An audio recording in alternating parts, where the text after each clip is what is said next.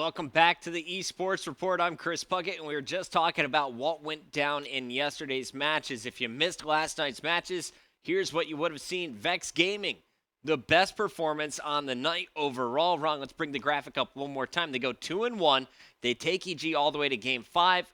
The other two matches, a 3-0 over Curse Orange, a 3-1 over Strictly Business. Evil Genius with the one loss to Curse Orange. That's not TK at the bottom. That's actually Curse Orange. Apologies for that. And Strictly Business also 1-2 on the night. So, Vex Gaming moving up. EG still holding on to that first place, but it's not as huge of a lead as it used to be. They only have 5 losses, but one coming from Curse Orange, who currently holds 10. One coming from Vex Gaming, who has moved up to 7th place in this past week. It's now time to talk with the captain of Vex. They went 2-1 on the night. They had a big 3-0 on Saturday. Please welcome to the show. We have Pluto. How you doing, Craig?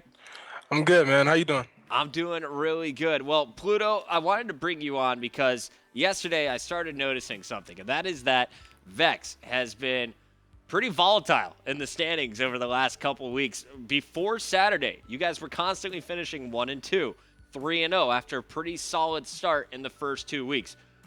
What have you guys changed? Because Saturday you go 3-0, you beat EG in round 11 on Freight. This week you take them to round 11 on Sovereign for Game 5. But both times going all the way the distance with EG after a 5-game series at UMG Philly. What has been going on for you guys, or UGC Niagara, excuse me? Well, really, we've been putting a lot of time and just been grinding our time off as much as we can. Just trying to progress and get better. Trying to tweak our S&D to become more consistent at S&D and also to improve on our respawn game modes.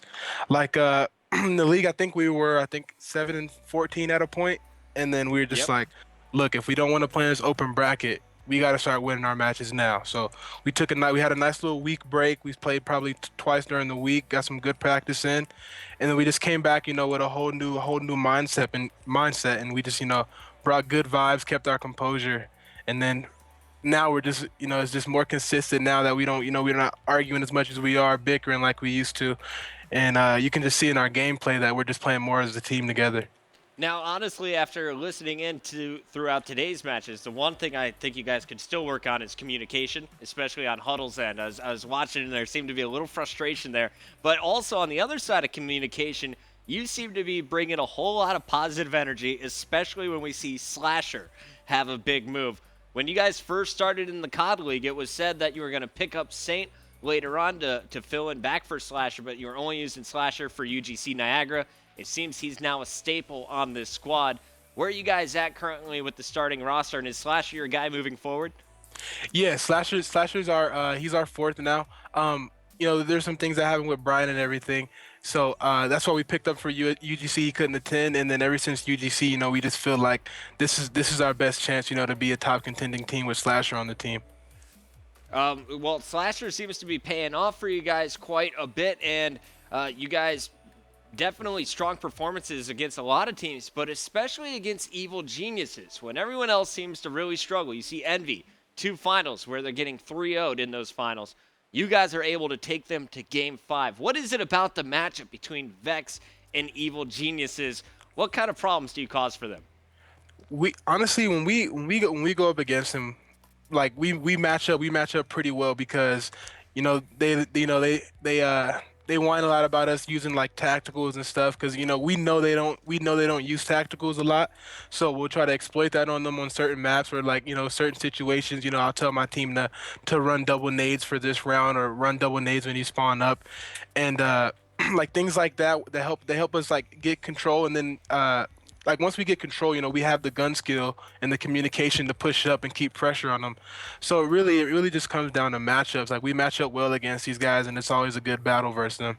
And I've seen, double nades used quite a bit, as you said, the stunts, the tacticals coming in, but also a lot of light machine gunning happening here. How many of you guys are running LMGs? Is it just one of you? Yeah, Multiple?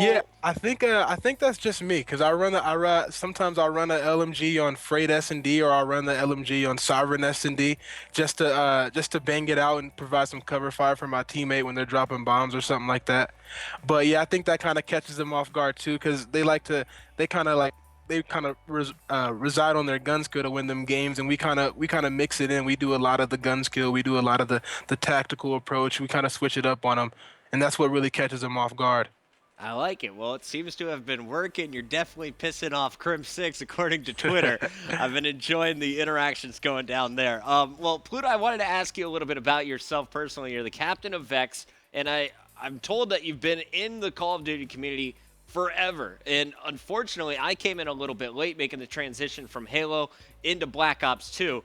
You weren't one of the names I commentated very often, but talk to me a little bit about your personal Call of Duty history. Where did you get started? What success have you seen? And where do you think you can go with this current squad? Man, I started back in COD 4. I kind of played GB, and then MW2 is when I really got serious. And we won a PCL on that. Then we got second in one, and then we got fourth in the other. And then we were able to win nationals on MW2.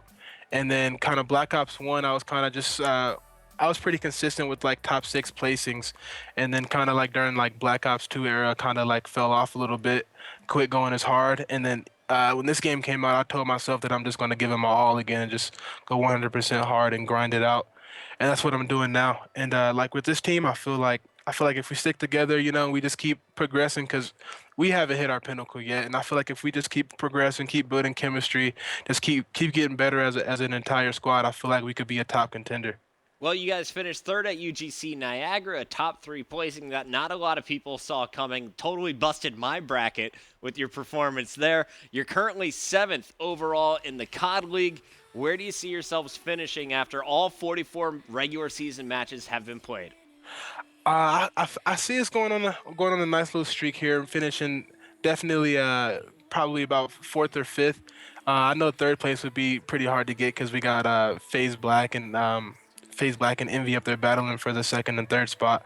But yeah, I feel like we keep playing how we're playing now. We have no problem clinching the top four placing. Top four placement. I like that. Well, if you guys are moving into the top four, that means there's definitely some teams falling to the bottom. And I want to get your thoughts. What has been going on with some of these teams at the bottom? To my surprise, we see Justice. No surprise there, honestly, in my opinion. They're formed day of the roster lock. They've been improving recently, but they're now just one game behind Strictly Business, a very strong team that took you to Blitz 4 times. Yeah. Curse Orange, who just took a series off of EG, they're at 9-19. And then Team Caliber, 10-18. What's going on with these bottom four squads, and can you see any of them surpassing Curse Black for that top eight? I can see it happening definitely. It's just all about it's all about your team, man. Like if you guys are on a slump, you guys are going through it, then you're gonna lose some matches. It's all about fighting through that and just keeping your composure and just knowing you're better than how your record looks, because that's our problem. We looked at our record and we're like, oh man, we're playing an open bracket. And then I talked to my team like, look, dude, I know our record is horrible, but guess what? We still have 20 plus matches left. Like, let's just go hard. Let's clean our record up, get our win percentage as high as we can, and improve our ranking. And that's pretty much what we did. We had a little slump period where we were kind of losing the teams and like blowing like easy S&Ds and just giving people rounds away. And that's really what we focused on. We focused on starting trying to close out our S&D rounds. And now that we're actually starting to do that, it's starting to show better in our gameplay. I like it. Well, out of those four teams at the bottom, who would you like to avoid? TK, Curse Orange, Strictly Business, or Justice? Oh, definitely TK. TK, the hardest of the four. Yeah, definitely. All right. Well, that makes sense. They're currently sitting in that ninth spot, chasing Curse Black at number 8. And you guys, of course, have now moved up from ninth last week all the way into the top 7. So congratulations on the move. Pluto, I know you are streaming constantly on MLG.TV. Where can people watch you tonight and moving forward the rest of the weekend? Yes, sir. MLG.TV/Pluto. I like it. Pluto, thank you so much for coming on the show. It's been a pleasure to finally interview you. I've been watching you all year long. First chance to talk to him. You can follow Pluto on Twitter. We'll tweet that out after the show as always. So, guys, we're going to a quick commercial break. When we return, we'll talk about the matches tonight, the standings going into it, and some of the matches you're going to want to see. One of them is going to be commentated by me on the Scuff Gaming Showdown. We'll be right back.